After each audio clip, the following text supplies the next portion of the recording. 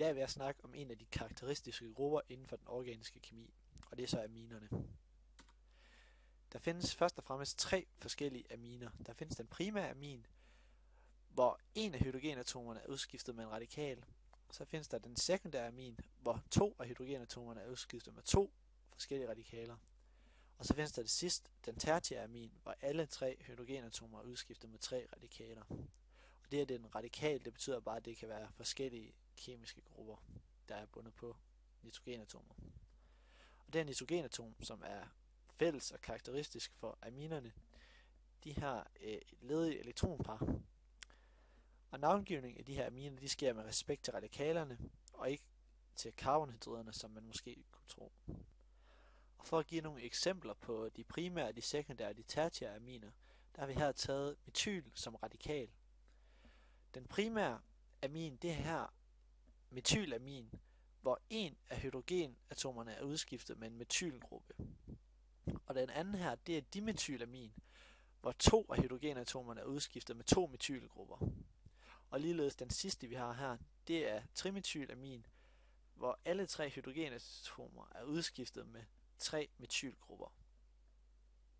Når vi snakker om aminer, så findes der to forskellige slags radikaler. Der findes de aromatiske og de alifatiske radikaler. De aromatiske radikaler, det kan eksempelvis være en benzenring, der er sat på i stedet for hydrogenatomet. Og det karakteristiske for en benzenring, det er den her sekskantede form, der består af 6 carbonatomer og 6 hydrogenatomer. Og der er dobbeltbinding mellem carbonatomerne. Og det gør, at den er ekstra stabil, også fordi elektronerne er delokaliseret, det vil sige, at de kan være alle steder inden for den her ring. Et andet eksempel på en aromatisk radikal, det er en heterocyklisk ring, der umiddelbart kunne minde meget om benzenringen, men i virkeligheden er C6H12 og ikke C6H6 som benzenring. Og det er jo fordi, der er de her dobbeltbindinger mellem carbonatomerne på benzenringen. Et eksempel på en alifatisk radikal, det kan eksempelvis være enten eller pyrimidin, og den finder vi eksempelvis i vores DNA, hvor 3 nukleobaser er afledt af pyrimidin, og de 3 nukleobaser, det er så uracil og thymin og cytosin.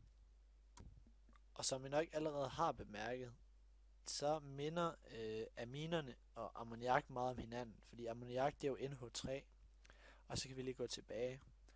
Og hvis vi ser på den primære amin, så kan vi godt se, at hvis den her radikal ikke havde været her, men hvis der havde været et hydrogenatom i stedet, så ville vi reelt stå med ammoniak. Og det er derfor logisk at tro, at de reagerer nogenlunde ens. Og det er faktisk sådan, at alifatiske aminer, de er baser, og de har cirka den samme styrke som ammoniak. Og de reagerer også med en stærk syre, og så danner de altså ionforbindelser, der svarer til ammoniumforbindelser. Og et eksempel, det kan være metylamin, der går sammen med saltsyre, og så danner de altså, man kan se her, ammoniak med metylgruppen. Og det danner præcis det samme, som hvis metylgruppen ikke havde været bundet, og det bare havde været ammoniak, der havde reageret. Og som jeg også nævnte før, så ligner aminerne meget ammoniak, og derfor er mange af deres fysiske egenskaber også rimelig ens. Og som det tit er, så er hydrogenbinderne i aminernes tilfælde også meget ansvarlige for mange af de fysiske egenskaber, som de har. Og det er karakteristisk for aminer, at deres kogepunkt det er højere end de korresponderende fosfiner, men de er lavere end de korresponderende alkoholer. Og ligesom ammoniak, så er aminer også hovedsageligt gasser ved normalt tryk, det vil sige 1 atmosfærs tryk, og ved en standardtemperatur på ca. 20 grader Celsius. Og endnu et eksempel på, at de er meget som ammoniak, det er fordi de lugter også som ammoniak, og for eksempel så lugter trimetylamin lidt af den lugt, som vi kender som fisk, og det er for eksempel, når fisk de går i forrådnelse, så danner den simpelthen det her trimetylamin. Og primære aminer, de reagerer med ketoner, og aromatiske aminer, de kan for eksempel forbindes med en benzinring, og det øger så stabiliteten for de her aminer. Og de fleste aminer, de fleste neurotransmittere, de er også aminer, og det kan man for eksempel nævne adrenalin eller noradrenalin. Aminer, de findes også i naturen, og de bruges til mange forskellige formål, hovedsageligt inden for medicinindustrien. En af de her aminer, der findes i naturen, det er morfin, som kommer af opiumvalmuen, Og morfin, som vi kan se her, det er et stærkt smertestillende lægemiddel, og det er også stærkt afhængighedsskabende. Og heroin, det er ikke et naturligt fremkommende stof, men det er afledt af morfin, og vi kan se, at hydroxylgrupperne i morfin, det erstattes med acetylgrupper, og så får man heroin.